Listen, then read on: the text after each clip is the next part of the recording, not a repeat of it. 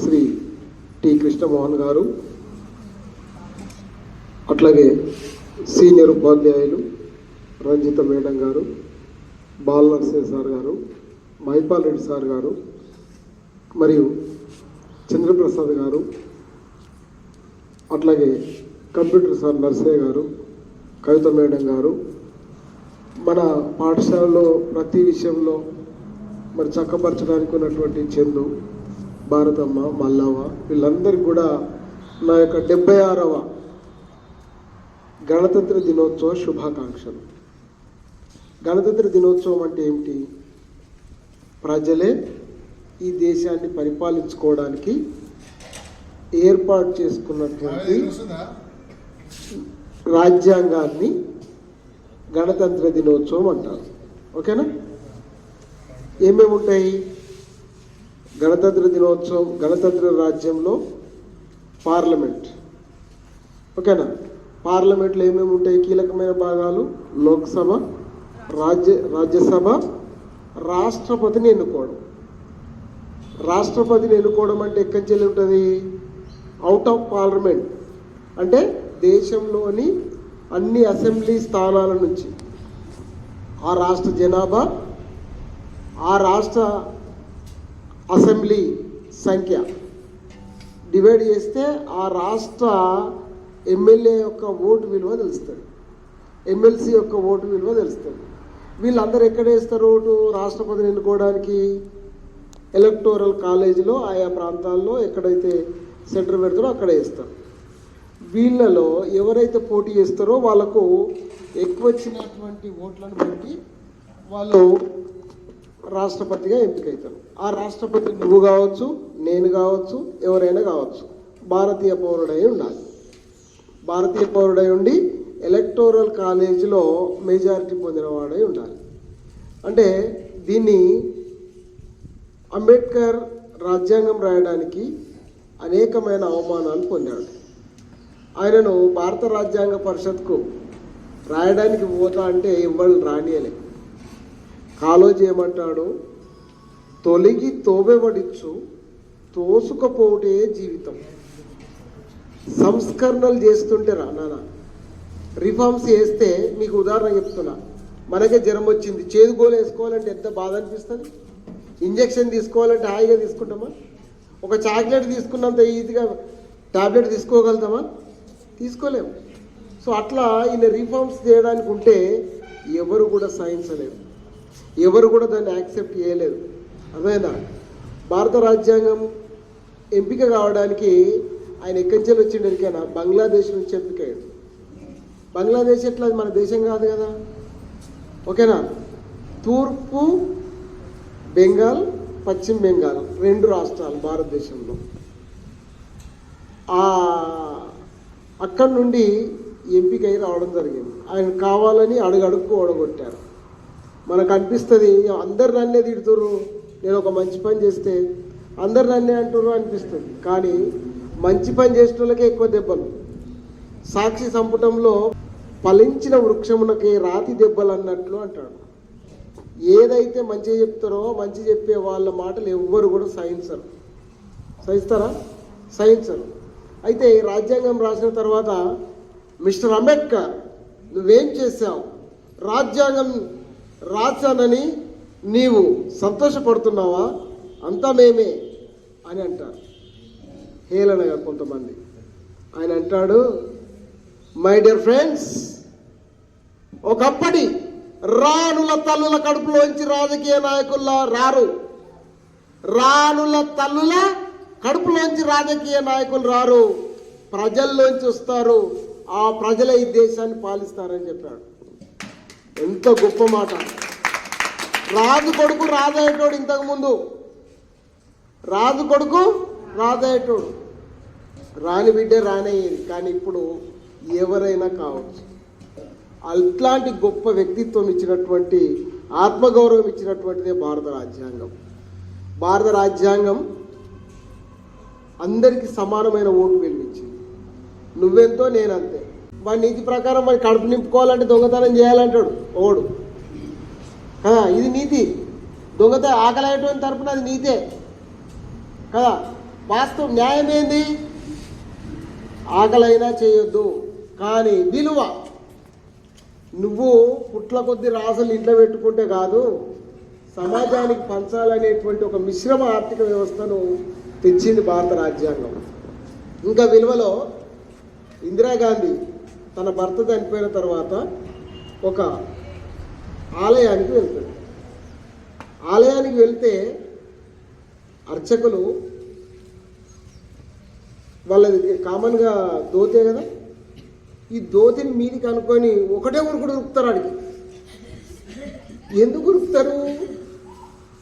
నువ్వు రావద్దు అని ఉరుకుతారు.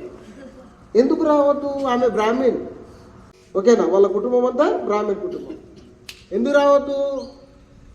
విధవలకు ఇక్కడ విలువ లేదు, ఆలయంలో విలువ లేదు, మహిళలకు చర్చిలో విలువ లేదు, మహిళలకు మసీదులో విలువ లేదు. కానీ భారత రాజ్యాంగం అందరికీ ఒకే రకమైనటువంటి విలువ ఇచ్చింది. మత గ్రంథాల్లో మహిళలకు విలువ లేదు, ఉన్నా లేదు. పాస్టర్లు ఎక్కువ పాస్టర్ అమ్మలు ఉంటారా, పాస్టర్లు ఉంటారా? మౌలి సాబులు చెప్తారా, మౌలి సాబ్ భార్యలు చెప్తారా? పూజారులు చెప్తారా, పూజారుల భార్యలు చెప్తారా? Wherever you go there is must and should discrimination follows. నువ్వు ఏ కోణంలో తిరిగితే ఆ కోణంలో మనకు వివక్ష ఎదురవుతుంది. అది కుల వివక్ష, మత వివక్ష, జెండర్ వివక్ష, ప్రాంత వివక్ష. ఇక అమీర్ గరీబ్, ధనిక పేద అనేది ఎక్కడికి పోయినా ఉన్నది. రెండు కులాల్లో, రెండు మతాల్లో, ఒకే కుటుంబంలో ఎక్కువ ఆస్తులు ఉన్నది ఒక రకంగా, తక్కువ ఆస్తులు ఉన్నది ఒక రకంగా. కానీ రాజ్యాంగం మాత్రం ఒకటే వెలిగించింది. అర్థమైందా? ఆ విలువల్ని మేము బోధిస్తుంటే రానియలేదుగా. అప్పుడు అన్నది నాకు, నేను ఈ దేశ ప్రధానమంత్రిని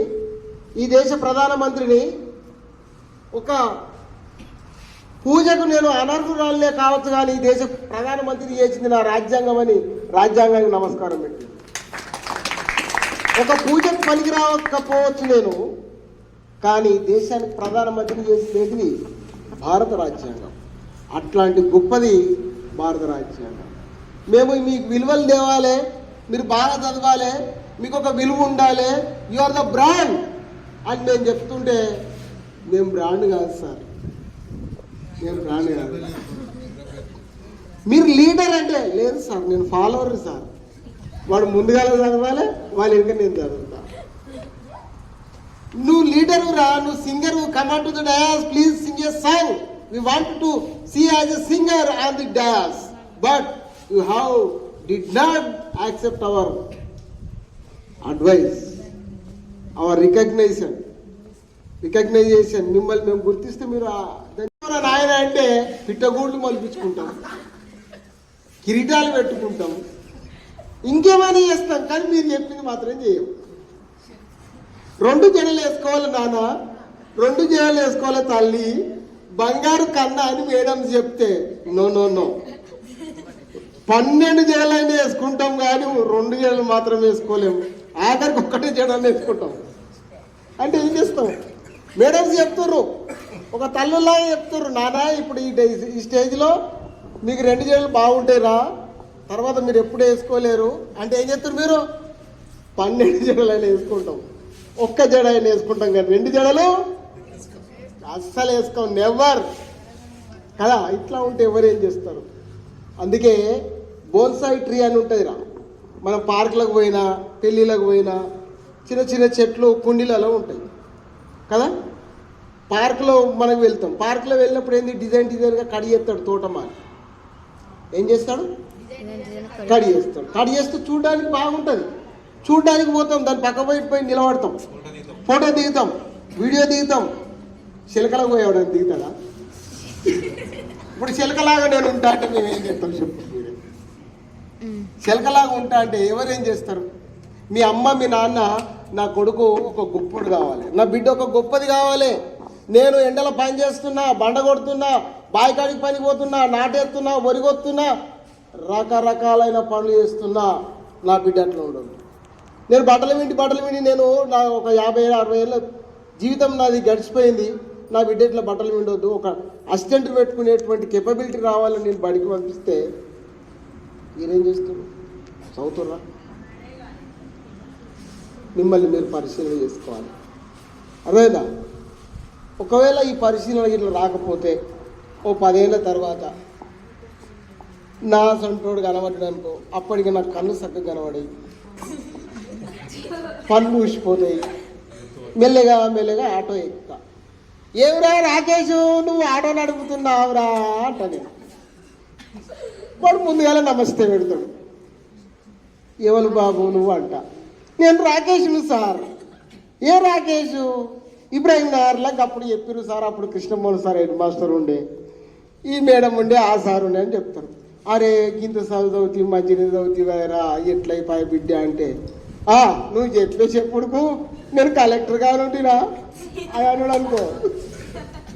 ఎట్లుంటుంది నా పరిస్థితి? గొప్పగా ఉండాలి. అరే ప్రపంచంలో ఎవరు కూడా గొప్పగా ఉండాలని కోరుకోరు. ఒకరు తల్లి కోరుకుంటుంది. తల్లి తనకంటే తన బిడ్డ పెరగాలని కోరుకుంటుంది, తనకంటే బాగుండాలని కోరుకుంటుంది. తండ్రి కూడా అట్లనే. తర్వాత ఇంకెవరన్నా కోరుకున్నారంటే ఒక టీచర్లే. మీరు బాగుండాలని ఇంకెవరు కోరుకుంటారు? ఒక టీచర్లే, ఒక గురువే. అందుకే గురుదేవో భవ అన్నారు. రాజ్యాంగం ఇచ్చే విలువ మనమందరిని స్వీకరించుకోవాలి. దానికి భారత రాజ్యాంగం ఇచ్చిన విలువల్ని తేవాలని మేము చూస్తున్నాం. ఆ క్రమంలో మేడం చెప్పినా, సార్ చెప్పినా, పెద్ద సార్ చెప్పినా దాన్ని రిసీవ్ చేసుకోవాలి. అరే వాటిలో అయితే ఏం చెప్పినా సాల మాట వినాలి పాఠశాలలో. తర్వాత ఇంటి వద్ద ఎవరి మాట వినాలి? అమ్మ నాన్న మాట వినాలి. రాకేష్ అయితే చాలా బాగా వింటాడు. ఇక నేను కళ్ళు కనబడాయి, పనులు ఊసిపోతాయి, వణుక్కుంటూ ఆట ఎక్కినాక కూర్చోగానే నమస్తే సార్ అంటాడు, నమస్తే బాబు అని మెల్లగండి. ఇంత స్పష్టంగా రాదు మాట. అప్పుడు నమస్తే బాబు అంటాం. అనగానే ఏమవుతుంది? నేను సార్ ఇబ్రాహిం నగర్ పాఠశాల మీ స్టూడెంట్ అంటాడు. అని ఏం చేస్తాడు? గడికొక పరి కుర్రు అంటాడు అంట ఆటో గడ్డ మరి బాగా రేంజ్ చేస్తాడు. అరే మంచిగా చదువుకోయారా రాకేష్, ఎట్లయిపోయారా అంటే, నువ్వు చెప్పేసి ఎప్పుడుకు నేను చేసి చదువుకు నేను కలెక్టర్గా కానుండినా అంటాడు. అంటే ఏంటన్నట్టు, చెప్పిన వాళ్ళు ఎవరో ఒకరు ఎంప్లాయ్ అవుతారు, ఎవరో ఒకరు పెద్ద స్థాయిలో ఉంటారు. నువ్వు కాలేదంటే ఎవరి ప్రాబ్లం? నీ ప్రాబ్లం. నువ్వు కాలేదంటే ఎవరి ప్రాబ్లం నాన్న? మన ప్రాబ్లం. అట్లా గుర్తు చేసుకోవాలి. విమర్శ ముఖ్యం. మనల్ని తిడితే ఎవరు మనం భరించలేము. భరిస్తామా? మనల్ని మనమే విమర్శించుకోవాలి. పొద్దుగా లేచినాక ఎవరి ముఖం వాళ్ళకి కూడా మనది మనకు, నాది నాకు, నీది నీకు కూడా చూసుకోబుద్ది కాదు. ముఖం కడుక్కొని స్నానం చేసి ఫ్రెష్ అప్ అయినప్పుడు అద్దం కాడికి పోతే ఎక్కడ ఏమున్నది అనేది చెప్తుంది. అద్దం చెప్తుందో చెప్పదు. ఈ అద్దం అనేది విమర్శ. ఇక్కడ మచ్చ ఉన్నది, ఇక్కడ పౌడర్ అంటలేదు, ఇక్కడ బొట్టు అంటలేదు, ఓకేనా? ఎక్కడికి పోతే కనబడుతుంది? అద్దం ఉంది. సో అట్లా విమర్శ చేసుకోవాలి. సార్ నన్ను అంటుండు, మేడం నన్ను అంటుంది, నాలో ఏ లోపం ఉంది, నేను ఎందుకు మారొద్దు?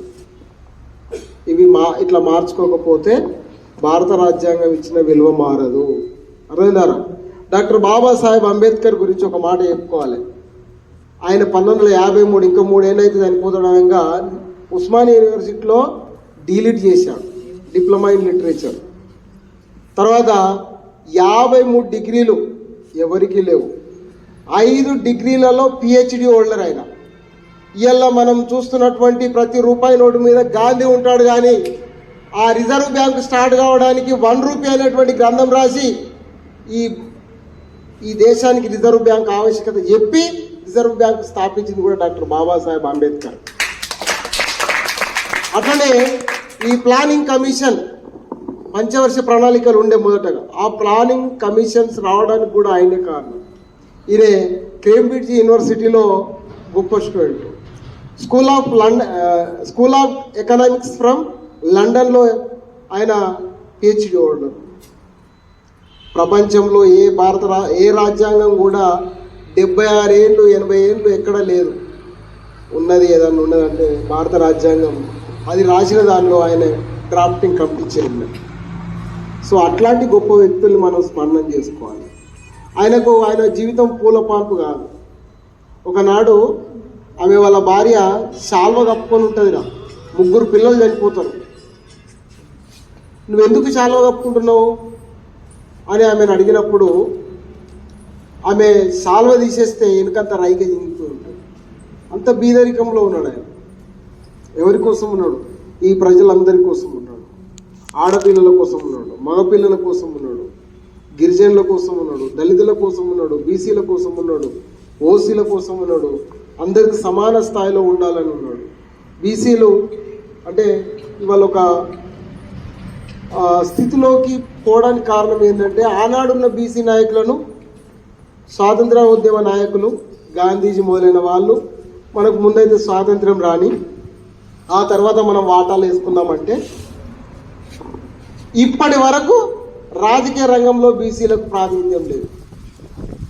నా వాటా ఏందో నేను అని కరెక్ట్గా ఫైట్ చేసింది కాబట్టి వీళ్ళ ఎస్సీ ఎస్టీలకు ఆ మాత్రం వాటా ఉంది. సో అట్లా మనం విలువ తెచ్చుకోవాలి, విలువల్ని పెంపొందించుకోవాలి. ఆ విలువ పెంపొందించుకోవడానికి కేవలం చదివే ముఖ్యమైనటువంటి సాధనం. చదువుతారా? మళ్ళీ కథంతో విడిచిపెడతారా? బడికి రెగ్యులర్గా వస్తారా? రేపు వస్తావా? చెప్పరా నాన్న, చెప్పు. ఇటు చూడు, నా దిక్కు చూడు ప్లీజ్. Watch my self. ఇటు చూడు, నన్ను చూడు. రావాలి. ఏదో పండుగ అని, పేరెండం అని, పెళ్ళి అని ఇవన్నీ కాదు. 10th క్లాస్ వాళ్ళు అస్సలు వీటిని పట్టించుకోవద్దు. బాగా చదవాలి, ఒక గొప్ప వాళ్ళుగా ఉండాలి. నాకు కూడా ఇప్పుడు ఒక విషయం రా, నేను చెప్పిన స్టూడెంట్ ఇలా ఒక గొప్ప ఉద్యోగంలో ఉన్నాడని మేము సంతోషపడాలంటే ఏం చేయాలి? మీరు కష్టపడాలి. అట్లా కష్టపడ్డప్పుడే మీరు అసలైన యోగ్యమైన విద్యార్థి, పెట్టని కిరీటం వంటి వాడు. ఊరుకు, ఊరుకు, మీ వాడకట్టుకు, మాకు, మీ తల్లిదండ్రులు. అర్థమైనా? కిరీటం లాగా ఉంటారా ఉండరా? Okay right. థ్యాంక్ యూ ఈ అవకాశం కల్పించిన నాకు.